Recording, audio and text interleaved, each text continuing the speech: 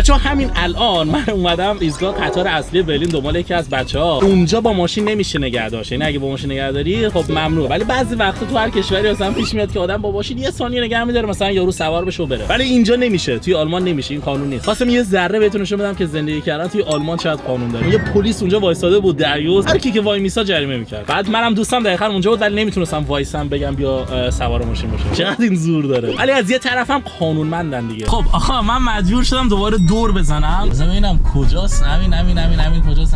همین جلوه. دیدمش. یس. یه اتوبوس هم داره میاد. بجام. الان دوباره پلیس میاد جریمه میکنه. سلام علیکم. آقا پلیس دقیقاً اون بر خیابون اینجاست، نمیدونم معلومه یا نه، ولی نگاه کنید هر ماشین میبینی که یه ثانیه نگه می‌داره میگه بزن کنار. همین چطوری؟ حاجی خدایش پلیس رو دیدی؟ پلیس رو دیدی؟ فقط با پلیس خدا اصلا راست میگه اینو. ببین به من نگاه کرد. من می‌خواستم برم وایسم که تو رو سوار کنم. بعد یه نگاه اینجوری بهم کرد، بعد گفتم گو خوردم رفتم. ولی ببین این کشور آلمان دیگه. چه می‌دونم اینقدر سختگیری میکنن که اصلا نمیشه، هیچ کاری نمیشه. خب بابا ایستگاه قطار اصلی خب یه جا بذارید، مثلا یه قسمت کوچیک که مثلا یه ماشین برای 2 دقیقه بتونه نگه داره، یه نفر سوار کنه. بله یه مسافر رو سوار کنه. چه خبر؟ عالیه. بچه‌ها همین از هانوفر میاد. خوب اومدی؟ آره ولی اینجا خوابیدی تو قطار؟ نه واسه خوابم. اینجا برفیه، برف اومد.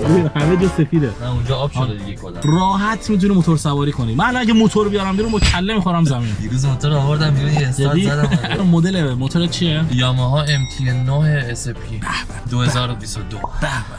بیا همین، یعنی از شانس بد تو اومدی برلین یا ترافیک؟ این چه وضعش آخه؟ بد جایی اومدی، تقصیر من نیست. بابا تو بد جایی اومدی دیگه، اومدی ایستگاه قطار اصلی. ولی به خدا اینجا ماشین کم هست. نمیدونم این جلو تصادفی چیزی شده. ببین بدترین ترافیکای زندگی من تو استانبول دیدم. آره اونجا. آره یه مسیری که 15 کیلومتر رو تو 1 ساعت و 20 دقیقه میرفت. نه بابا باور کن تو اوج ترافیک خیلی ترافیکاش بد بود. فرانسه که رفتیم شانسی که داشتیم واسه اینکه با موتور بودیم، وگرنه اونجا نه اونجا بهتر از استانبول بود. استانبول اصلا ترافیکاش یه چیز دیگه بود. سر بوخو میشنوی؟ وات فاصله بوخو چیه؟ فکر کنم اعتراضات دوباره این سمتا. یا تیم فوتباله. آها راستی اینو ببین، تراکتوردارا اومدن و مزرعه دارا تو برلین چند روز اعتراضات میکنن. هانوفر هم همینطور. جدی؟ آره سرویس کردن. ضد قوانین جدید آلمان اومدن اعتراض میکنن. مالیاتشون بیشتر شده، بعد پول نمیدونم سوخت ایناشون هم فکر کنم بیشتر شده بود، میگن نمیارزه برامون دیگه. سرویس کردن حقشونه.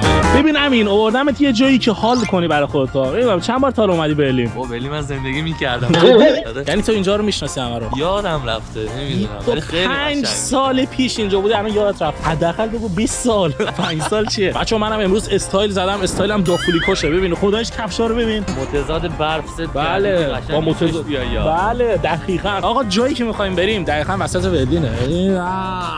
و اینجاست. من اینجا یه کافه میشناسم، عاشق اون کافی ام. حالا یک بار تو زندگیم رفتم ولی همیشه یه جوری تعریف می‌کنم که انگار اونجا بزرگ شدم. بریم اونجا یه کافی خوشگل بزنیم برام. Let's go. خب امین ببین می‌خواستم بیارمت یه جای خفن ولی از شانس بعدت اینجا رو دارن میسازن. بعد ببین اون پایین می‌نشستی، بعد این سقف رو می‌بینی، بالاش سقف بسه، کافی می‌خوردی. خیلی قشنگه. ولی آره دیگه کاش باز بود. حالشو ببر دیگه. بیا برای بار فیکس آوردم تمرین کنیم. قدت نمیره زاجی تو این تا اینجا تو پات رو زمینه. برو نشام کنیم. آفرین. حداقل 2 تا دختر اینجا میبود. بعد من خانه میشدم میگفتم جوگیر شده. تو چرا اینجا کار فیکس میزنی؟ دختر اگه بود که رو برف من شنا میرفت. رو برف اینجوری غلط میخورد در خودش. ولی حال کن بالا سر تو ببین چه خفنه. خیلی باحاله و پر از رستورانه. ولی خب دارن میسازنش دیگه. شانس تو بعد تابستون میومدی. این بالا که واسه من قهوه نمیشه. نمیخوای تسلیم شی بریم جای دیگه؟ بله بریم یه جای دیگه. اومدیم واسه شادومات کفش بگیریم. چطوره بنیاد؟ خیلی شیکه. ببین من معمولا شوار پام 46 این 44 ولی جا میشه. این جلوی ذره جا دارم ولی این بغلش تنگه. اینجا جا باز کنه. نه بابا کلا سرمون داره. چی تو باز کنه؟ تامی یا بچه. تامی کیه؟ میشه نه نمیدونم بگیرم میشه. آقا کفش متاسفانه کوچیک بود. یه جوری اندازه پای من بود. یه ذره تنگ بود. ولی من همیشه 2 شماره بزرگتر می‌خرم. بزرگ شدم برای آینده‌ام اندازه‌ام باشه. چقدر بزرگ بشی دیگه. به خدا مادرم از بچگی همین کارو می‌کرد. یعنی یه کفش برای من می‌خرید، من شبیه پاگونده می‌شدم می‌رفتم مدرسه و مثلا سال دیگه اون کفش اندازه‌ام می‌شد. یعنی به این اعتقاد نداری که یه جایی بعد دیگه رشدت قطع میشه؟ از کجا معلوم؟ شاید رشد کنم. افسر رشد منی تو. تنها چیزی که همیشه بزرگ میشه فقط بینی و گوشه. و یه جای دیگه. نه منظورم از یه جای دیگه. آره منظورم از یه جای دیگه رو بچه‌ها تو دیسکریپشن می‌نویسیم. ببین حال کن ببین کجا آوردمت. تا الان برلین رو از اینجوری دیده بودی؟ چقدر خفنه. حالشو ببر. چه حس خوبی دارم. همین یه کافی برامت حال کن یا نگاه کن. کافی مارکل میدونی کیه؟ مارکل بابا همکلاسیم بود. بعد بهش گفتم درس بخون زرنگ و ترک تحصیل کرد اومد کافی گذاشت. ببین چقدر موفق شده. راست موفق شد که زابط. هیچ وقت فکرشو نمی‌کردم. کافی داره تو نداری. ولی دوستای همکلاسی هر کدومشون که ترک تحصیل کردن همشون ماشاءالله موفق شدن بجز یکیشون از اون موقع کارگری میکرد تا الان. نه منم خدایش موفق شدم. منم اومدم آلمان موفق شدم. تو ایران میموندم که نمیشدم. ولی بچه‌ها خواستم بهتون بگم که هیچ وقت ترک التحصیل نکنید. همیشه درساتون رو بخونید، دکتر مهندس بشید. جامعه خیلی به دکتر مهندس نیاز داره. این خاطر من دکتر میشناسم درآمدشون میلیاردیه. ولی اگه میدونید که مثلا توی بیزنسی خیلی موفق ترید، مخصوصا بیزنسی که خانواده‌تون هم توش هست، میتونید وارد اون بیزنس هم بشید، چون مطمئنم اونجا موفق میشید. خب آقا ما اومدیم توی مغازه‌ای که خیلی شیک و خفنه. ببینید اینجایی که آدم میاد لباس تست میکنه صندلی گذاشتن. آخه کدوم مغازه‌ای تو دنیا اینجا صندلی واسه من گذاشته که منتظر باشم دیگه. حال کنی. عزیز دلم. آشکیم. اگه الان دو تایی با هم میریم تو پرو. نه دو تایی نمیریم، تو همونجا میمونی. آقا من این دو تا لباس رو دیدم خیلی خوشم اومد. کلوین مال کالوینه. آره جینزه. به اینا اسمشون جینزه. مال کلوینه. فقط کلوین امیدوارم که سلیقت خوب بوده باشه. بعد به معنا تیشرتو در میارم. من ببینم تو حجم این همه ماهیچه رو داری یا نه. حواست باش تعجب نکنی. یا الان پشمام میریزه. فقط اینا رو به هادی چوپان نگو چون من نمیخوام امسال مستر المپیا شرکت کنم. حالا نگاه کن. یا حالشو بعد. بچا پشت تو هم ببینم. نه این پشت تو. چطوره؟ قشنگه. ماهیچه معلومه. سیکس پک معلومه. چند قیمتش؟ 100 تا بود. من گو خوردم، من اینو نمیگیرم. امین حاجی رفت تو پاچمون 90 یورو من بابت این پول دادم. ببین من میلیاردرم بشم باز دلم نمیاد بابت لباس پول بدم. دوربین، گوشی، بابت همه چی پول میدم، ماشین، خونه. ولی بابت لباس نه، نمیدونم چرا. خسیس وارو اومدم تو لباس. خسیس وارو اومدی. اهل چوسی نیستم. چون به سختی به جای خوب رسیدی. نه آخه اهل چوسی نیستم. من دلم برای پول نمیسوزه ولی میگم خب چرا من بابت این 90 دادم. چون من میدونم همینا رو مثلا میرن تو کشور جهان سوم با قیمتی میسازن که رقیبشون داره همینو مثلا برای 30 تا میفروشه. دو تاشون توی شرکت تولید میشن. دقیقاً هوگو بوس اینجوریه. لباسشون توی شرکت دیگه تولید میشه که اونا مثلا هوگو بوس میفروشه 200 یورو، اون که شرکته میفروشه مثلا 60 یورو. جالب. تو پول برند هم میدی. یعنی در کل میکنن تو پاچتون این برندا. الان دیگه 90 یورو رفت تو پاچت. ولی خداش خوشگل هم بود. واقعا بهت میومد. یعنی خوشحالم که رفت تو پاچم. خب آقا ما داریم نزدیک میشیم به کافی باراچل. این قبلا اسمش مارشل بود، این اسمش عوض کرد. باراچل. خودش اسمش گذاشت باراچل. خب آقا من اینو سفارش دادم. این چی اسمش؟ همین کوسون که تو پاریس خریدیم. توش هم پنیر و سالاد اینجور چیزا. بعد تو هم که دیگه هیچ نمیخوردی. رژیم بگیر آفرین. رژیم بگیر. من چون که سیکس پک دارم نیاز به رژیم ندارم. من بعدام تو کیفمه. آره. ببین حال میکنی جو لب پنجره میشینی. ایده من بوده. بچه‌ها نگاه کنید صندلی گذاشتن جو لب پنجره. مارسل سر کلاس ما اونم بنده خدا همیشه دم پنجره مینشه. اصلا هم به خاطر این نیست که جای دیگه پر بود نه بابا اصلا. ولی ببین چقدر قشنگ و با آره کلاس. سلیقه‌اش خوب بود، درسش خوب نبود ولی سلیقه‌اش خوب بود این مارسل. دانکشون. این چرا له شده؟ انگار تو کیف گذاشتی از پاریس آوردی. بعد این له شده بکنم مشتی چیزی زده به. آقا بزن به بدن حال کن. نوش جونت. نوش جونت گوشت بشه به خونت.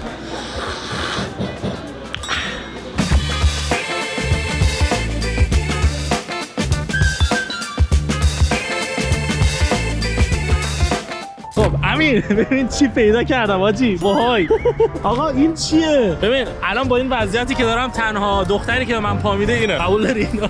وایسا اجازه هست. کثافت دست نزنه. غیرتی میشم. من پیداش کردم. بریمش خونه. Let's go. امشب هم تنهاییم.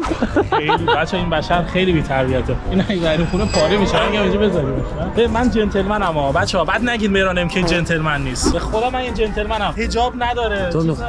تو میخوای سوء استفاده کنی از این. نه بابا میخوام گرمش بشه. مهربون با چه کاریه؟ بنده خدا سردش این گوشه. خب حالا تو برو من کار دارم. خیلی این بشر بی‌تربیته. خب آقا امین با من صحبت کرد گفت کاپشنتو بردار. بعد اون گوشم پلیس وایساده.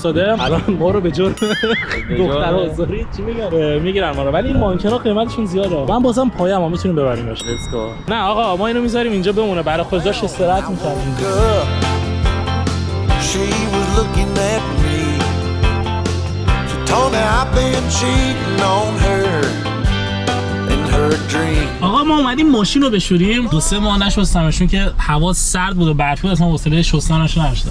بعد ببین یک بار خب اینجا یه جوریه که مثلا لاستیک ماشینت میره تو ریلش، بعد ماشین رو میکشه میبره. بعد من اومدم کاپشنمو درارم، ماشین رو حالت ان بود، ماشین من اتوماتیکه. اومدم این جلو، بعد این ماشین تسلا فکر کرد که من پیاده شدم، اتوماتیک رفت رو حالت پی. بعد من هر کاری میکردم اینجا رو پی بود، نمیرفت رو ان. ماشینی که پشت سر من بود اینقدر به من نزدیک شد که 10 سانت فکر کنم فاصله‌مون بود. آره میکشید ماشین دیگه، ریل ماشین رو میکشید ولی ماشین منو نمیتونه. ولی بهم نزد. من شانس آوردم تو همون تایم من دوربین عقب چک کردم، دیدم ماشین نزدیکه، سری زدم دنده دی، بعد رانندگی کردم آروم آروم خودم با دنده رفتم جلو. یعنی گند زدم به سیستمشون. شانس آوردی. هم حرفه هم شانس. ولی اگر اون ماشین میزد به ماشین من، مقصر من میشدم، چون من رفتم رو پی دیگه، نباید میرفتم رو پی. از باسن آوردم خودش. Get in my way now, don't be shy. We'll be here dancing day and night. Get in my groove now, don't be shy. Cause I got this list of my favorite things. You could be the part where it all begins. You could be the first and the second and the third and the rest of. آقا به به، واقعا بنازم. هیچ چیزی مثل یه ماشین تمیز با آدم حس خوبی دست نمیده. قبول داری؟ عالیه. حاجی خیلی تمیز شد. گوش بخوام. چند ماه بود اینقدر تمیز ندیده بودم. داشتم بهش ظلم می‌کردم خدایی. هیچ چیز مثل یک ماشین تمیز با آدم حال نمیده. البته به غیر از اون یه چیز. به غیر از اون قبول داری؟ دو چیز. یس. به غیر از اون نه، دو چیز. آفرین. به غیر از اون دو چیز. الان فهمیدم. خب آقا ما اومدیم خونه. امین جان چه برای من آورده ای مارکو؟ این چیه امین؟ واسه کلا موتورم. واسه کلاه موتورته. بچا اینو میذارن رو کلاه، ببینم بذار رو سرت جان من، بذار رو سرت. اینو میذارن رو کلاه موتور و خیلی خفن میشه. رو کلاه کاسکت میذارن، خیلی باحال. خیلی باحال. با فرض اینجوری هم شیشه است. فقط گوشاتو تکون بده. چه برای من آورده ای مارکو؟ چیزی آوردم واسه سلامتی. امین بچا از ایران یه چیز خفن برام آورده، بهتون نمیگم، خودتون ببینید. مامان ویدیو تو نگاه میکنه؟ مامانم آره، ولی مهم نیست. مادر جان این چیزی که برام آورده من استفاده نمیکنم، دکوراسیونه. من اصلا اینجور چیزا نیستم. دیگه خاله خودت ببر. وای ببین، این از یک شمش طلا تو آلمان با ارزش تره. اینجا اصلا چنین چیزی گیر نمیاد. چوب گردوی ایرانه. چقدر خفنه. وای ببینم دیگه چون میدونستم که اهل صحرا و درخت و پرنده ای واسه بوی ایرانو میده. آره بو دوسی میونه، بعد از دوسی بو ایرانو میده. ببین خیلونایی که توی آلمان هست اصلا اینجوری نیستن، اینجوری پیچی ان و اصلا هم چوبی نیستن و اصلا ترشون اینجوری نیست. خیلی خفنه. شیشه‌شو بهت نشون ندادم نه؟ نه چجوریه؟ خیلی اشتیاق دارم. وای اینو بذار روش. اصلا سته. بذار سریشم بهت نشون بدم. هر چقدر بگم بچه‌ها کمه. خیلی حال کردم. آقا دمت گرم. یه دونه از این چیه؟ نه سیلیکونیه. نیم آوردی؟ دهنت سرویس بچه‌ها، نیم آوردی. این بهترین جنسش. اینجا میگرفتم. ببینم. نه این بهترین جنسش.